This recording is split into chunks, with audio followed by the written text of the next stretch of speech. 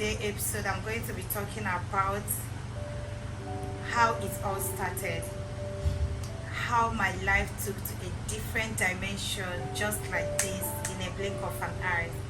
So it all started last year, March.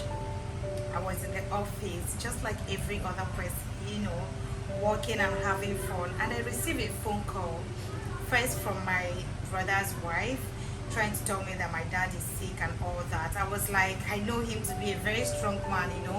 I wasn't really that bothered because I know he's actually a very strong person that is going to just get well and all that. And he's this kind of person, he hardly used to fall sick. The call continues and all that.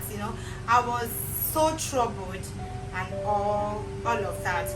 And then I went back to work again. Another phone call came in. It was my uncle.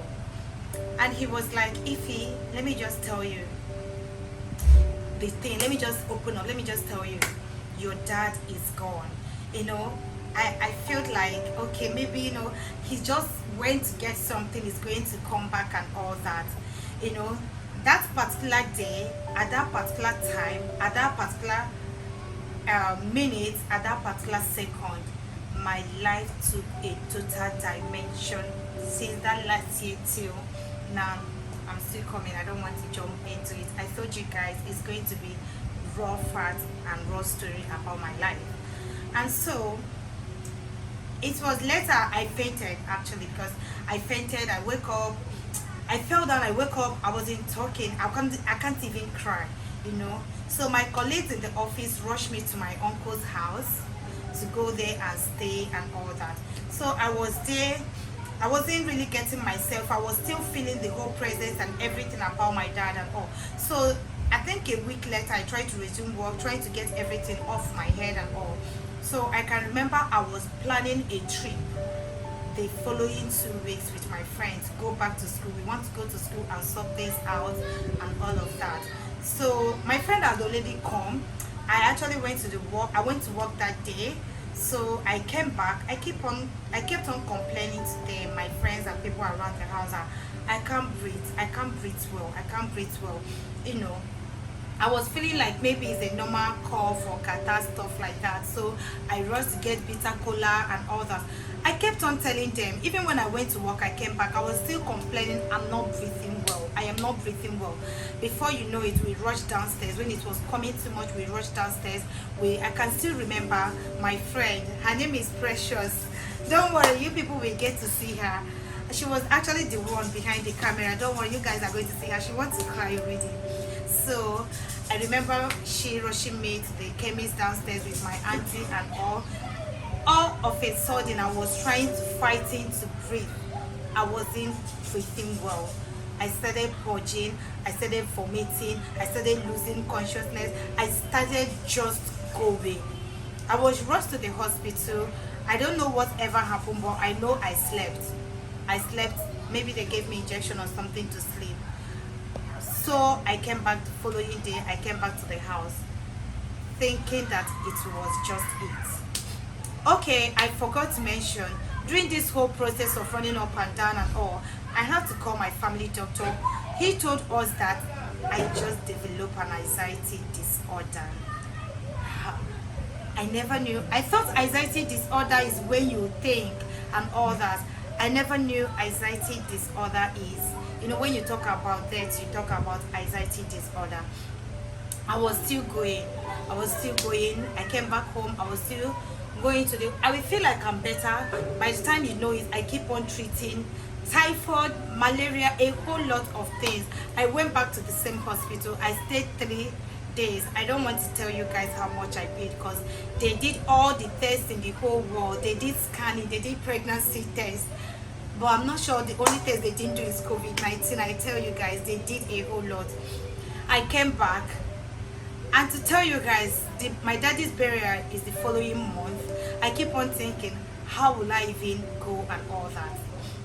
Then, the name anxiety have not really entered me. I'm coming, guys. It's a whole lot. Just relax. Like I'm trying to relax to say the story. Just relax yourself and enjoy. I started thinking, I went to another hospital. They told me they are going to admit me again. I was like, admit me. After I finished treating malaria and typhoid and all that, I was admitted, and I told them that in 2 days time I'm going to be traveling for my dad's burial and all that. I was admitted, given injection and all that. Then the following day I am to travel to village. The fear, I wish before then, I wish we've already done the burial and everything and came back. I wish we've done all those things and came back. So I have to travel to village. I remember the car that came to pick us, my auntie, my cousins, everybody was inside the car, and I slept in my auntie's leg from Lagos to East. I was sleeping. So when getting close to my town where I'm from, I remember my auntie telling me that, you know, everybody, because my mom was really, have been sick before all this whole thing, and I can't go home with that look to add to it. You know, she's sick, she lost her husband, now she's going to see her last born in this disorder and all that. So they told me to wake up, rub powder, so my face can be a bit better or brighter with people not noticing what happened. So I came down from the car. I could just remember that I used the last strength in me to do the fakeness, to fake to my mom and everybody that everything is fine. But unlike jovial and, you know, play kind of thing, they were not seeing it. I kept on hiding, so my mom will not notice, the people around will not notice. I kept on hiding. But guys, if anybody have gone through it, you know it's not something you can hide. You get, it's not something you can hide and all that. So the whole thing that happened in Lagos starts happening in the East. I started vomiting, I started losing my strength, I started having different kind of thoughts on my head and all that. I started, before I actually traveled, they said when you see your dad, everything is going to be better. Maybe when you see him, you can touch him, it's going to, everything is like your feeling is going to be better. But guys, I tell you, I don't know, they have different type of anxiety, but I think my own is the highest of it, because the way I was forced to go and see him. When I saw him, I think it even became worse and all that. You know, I've just been on my head. I started in the East, I just want to do and rush back to Lagos, because it's just like I am not getting myself and all that. I got back to Lagos the following, I didn't even stay the following week. That was on Monday or Tuesday. I followed my sister that was resuming work that same week to come back to Lagos, because I can't stay in the East and all that, watching everything, because I can't stay. Why? Because I didn't believe it's real, because I still feel like he will still come back and all that. I would say that my dad's death made my eye open that death is real. Death is real. The death. I came back to Lagos. I have to resume work and all that. I was going to work. My half of me was going to work, half of me was not going to work. I am just trying to be that strong girl and all that. I will go to work, I'm not doing anything. I'll go to work, I'm not doing anything. I'm still finding it hard to breathe, and a whole lot of thoughts was coming in. This went long for over months and all that. I went to another hospital, the same thing. Did I tell you guys that some hospital in Lawansin side, Aguda, they rejected me? They were saying they should take me to psychiatric hospital and all that. So we went to another hospital. I was given this particular pill, I can't remember the name, so I can be able to be sleeping.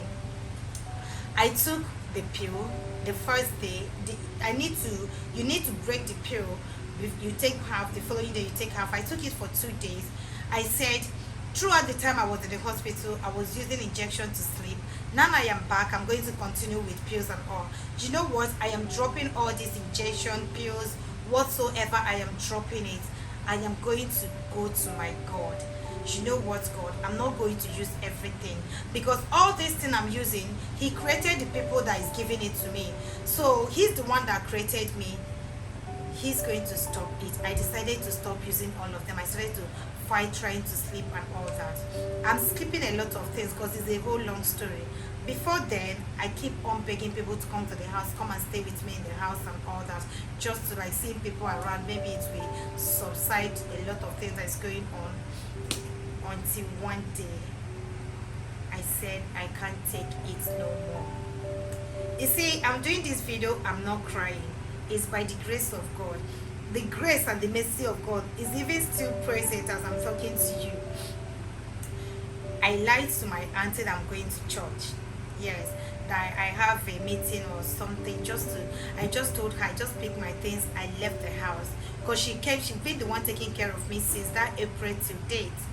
So I picked my things, I left my house, and that was it. That is how I never came back for months. I went to the house of God to stay. I went to church to stay. I went to church. I ran to God because I don't want to die. I went to God, and when I got to church, guys, you guys won't believe it. It became times 100, like times 10. I kept on asking God, I came to your house to save me. Why is this thing getting double? From there, I started having bleeding nose because I'm trying to force yourself to breathe. And I started having bad thoughts, wrong imagination, sacrilege, as in sacrilege crowded my brain, my thoughts. When I see someone, I am imagining something. And the thing went to be like, at a time it was trying to be diabolic or something, because I don't know why I can't look at the image of God.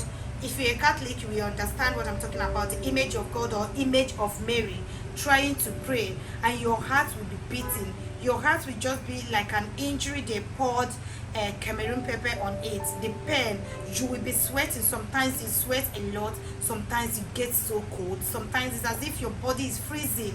Sometimes you know, I can't count how many times I cried to God, even on the road. I will hold my head like I don't want to go mad, I don't want to go crazy and all that. I went to the church. I started sleeping in church, guys. I wasn't bathing. I turned into a different person. Remember I told you that on that particular day, March, the phone call I received changed my life for good. Like, it changed my life in good and in bad. Because in this whole process thing, one of the highlights of it is that it brought me closer to God. I am coming back to that. So my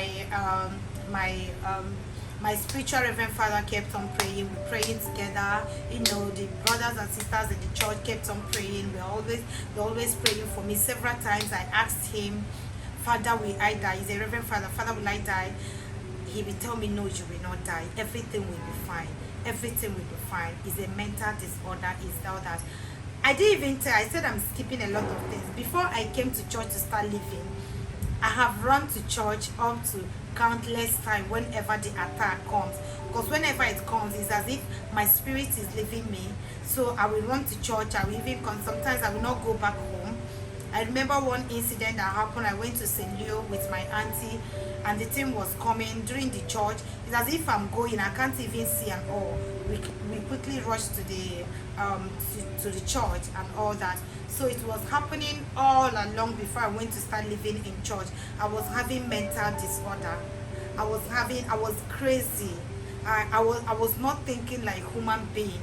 Nothing matters to me. When I left the house, nothing matters to me. The job did not matter to me. Nothing material mattered to me. My family did not matter to me. My friends did not matter to me. Relationship, friendship did not matter to me. You guys will want to ask, what really matters at that moment? Just to live, because I want to live. I don't want to die. That was it. So I went to the church. I wasn't bathing, I wasn't eating, a lot of things. From there I started treating myself again, malaria and typhoid. From the treatment, my blood ran shortage of blood and all. So to God be the glory. Everybody was like looking at me. You know, when you see someone lying down in church, definitely it's always a mental person or a mad person you will see lying down, not bathing. My skin started peeling, my body white and all that. So I think it was a special grace of God. It was just one brother. His name is Brother Onyeka. I know he will get to watch this and he's going to laugh. He was the only one that can come close to me, and I gave him my phones and all that because I don't want to stay in communication. I just want strictly God, you know, all my time with God and all that. So he was the one running around for me. He was even the one that took me to the hospital and all that. So it continues there. It wasn't getting any better, guys. I don't know, don't go, just leave it. It wasn't getting any better. I will lie down, I can't breathe. The only thing is that you are going to die any moment from now. It will be coming real, it will be coming in your dream, it will be coming physical, you'll be seeing it. I'll be so scared to close my eyes, because even when my eyes is open, my spirit was just living and coming. It was not easy. On the whole process, I met another brother that said he went to similar thing, not exact thing that I went through. We started prayer, we started fasting and all that. It just like sometimes you pray, it's as if what you are praying against is becoming more and all that. It was a long battle, guys. It was a long fight. I never fought alone. Don't forget, in the introduction I said the mercy and grace of God stood for me, not by my own merit. His grace stood for me, because at the time I have to start doing confession of my, when I was younger, any little thing I can remember, even if I've taken meat in the pot before and all, I have to start apologizing to them, because I really needed the mercy of God. I want to live and all that. I actually left my house. I didn't tell you guys that one also, because people around me, my sister, my aunties, everybody was already scared that she is gone, she is going, Iphy is going, Iphy is going. And the talks and all used to affect me mentally and all. Guys, I will even stay on bike. I want to clear my ears, I want to close my eyes, because immediately I sight anything, I'm processing it on my head. It was a long battle and all. A gradual process, my nose stopped bleeding. I prayed to God, I prayed to God, I prayed to God, I begged for the mercy of God. Trying to sleep, having the spirit always trying to leave me, my spirit just trying to leave all. I didn't even know when that one stopped. It was still a gradual process. God was just doing it stage by stage, stage by stage, stage by stage, and all that. So from there, I refused coming back, because I believe I am not still fine and all that. In the process, I lost a lot of things, because I wasn't going to work, I wasn't communicating with anybody. A lot of people, no, most people didn't know about this, because I didn't even get to have my phone, not to talk more of telling people. But it's few people that know me in the office and all that can relate, and they felt bad that I wasn't communicating with them. I really wish I can communicate with them, because me myself, I don't even know what is happening to me.